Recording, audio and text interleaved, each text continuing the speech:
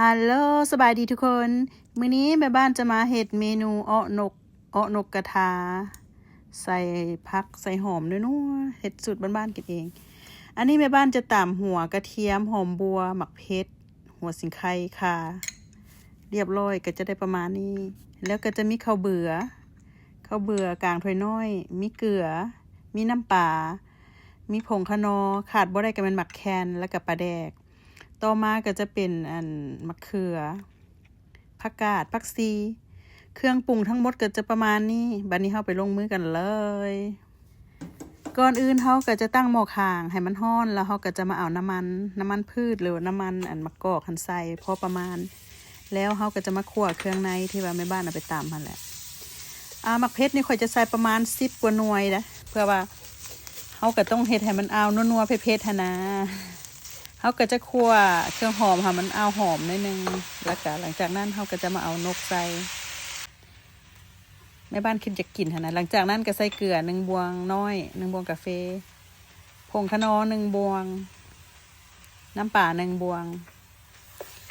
เฮาก็จะคนเข้ากันให้ละเอียดดีเป็นเมนูบ้านๆแต่ครับห้องว่าแซ่บพี่น้องเอ๋ยเฮาจะคั่วให้มันหั่นหั่นนะหลังจากนั้นแม่บ้านจะเอาน้ำล้างคกหั่นล่ะคันจะเว้าก็ได้ จะใส่พอให้มันเป็นอ้อเจาะหั่นนะแล้วเฮาก็จะเอาฝาหม้อปิดไว้จะใช้เวลาประมาณ25นาทีแล้วมาเบิ่งกันอีกเนาะหลังจาก25นาทีผ่านไปนกก็ถือว่าจะสุกเติบพี่น้องเอ๋ยแล้วขั้นตอนต่อมาเฮาก็จะใส่ข้าวเบื่อพวกเจ้าจะใส่เป็นข้าวคั่วก็ได้มันก็จะหอมแต่แม่บ้านเลือกใส่ข้าวเบื่อแล้วก็ต่อมาเฮาก็จะมาใส่มะเขือลงไปส่วนว่าผักกาดแม่บ้านจะปะไว้จะใส่ทีหลังจากเฮาใส่มะเขือลงไปแล้วเฮาก็จะคนปิดฝาไว้ประมาณ 3-4 นาทีนี่แหละเฮาจะบ่ปะไว้ดนเพื่อว่าเฮาจะบ่ให้มะเขือเปื่อยปานใดหั่นนะซั่นดอกว่าพี่น้องเอ๋ยหลังจาก 3-4 นาทีผ่านไปเฮาก็จะมาคนอีกเทื่อนึงแล้วขั้นตอนต่อมาเฮาก็จะมาใส่ผักกาดพวกเจ้ามีผักหยังก็ใส่เด้อบ่จำเป็นต้องว่าเป็นผักกาดหรือมะเขือมีหยังที่ว่าอยู่ในตู้เย็นหั่นก็เอามาใส่ ใส่ได้หมดหั่นล่ะเนาะผักหยังก็ได้ใส่หมักบวบหมักหยังก็ได้หมดหลังจากที่ว่าเฮาใส่ผักกาดแล้วเฮาจะ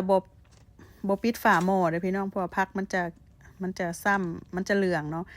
ขั้นตอนสุดท้ายก็ใส่ผักชีลงไปใส่ปลาแดก1บวงน้อยขาดบ่ได้ก็แม่นหมักแคนพี่น้องเอ๋ยซุมเจ้าเอ๋ยเป็นอาหารเป็นสมุนไพรชนิดหนึ่งที่แม่บ้านมากต้องมีติดเฮือนครัวไว้หั่นนะ หลังจากนั้นเฮาก็จะมาซิมเผ็ดซิมเกลือหั่นละไปมักอันใดมักจางเผ็ดจางเกลือพวกเจ้าก็ตื้มใส่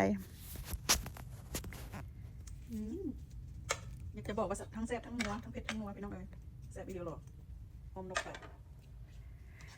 หลังจากแล้วเรียบร้อยแล้วเฮาก็มาตักใส่จานใส่ถ้วยหั่นล่ะ บ่ได้ยากได้ซ่าพี่น้องเอ๋ยเมนูเห็ดอ้อหรือเห็ดออมมานะพวกเจ้ามักน้ำหลายก็ใส่น้ำหลายมักน้ำน้อยก็ใส่น้ำน้อยแล้วออมนกใส่ผักใส่มะเขือสูตรบ้านๆเอาเมนูนี้ไปเฮ็ดกินเบิ่งเด้อครับพ้องว่าแซ่บไปก่อนเด้อ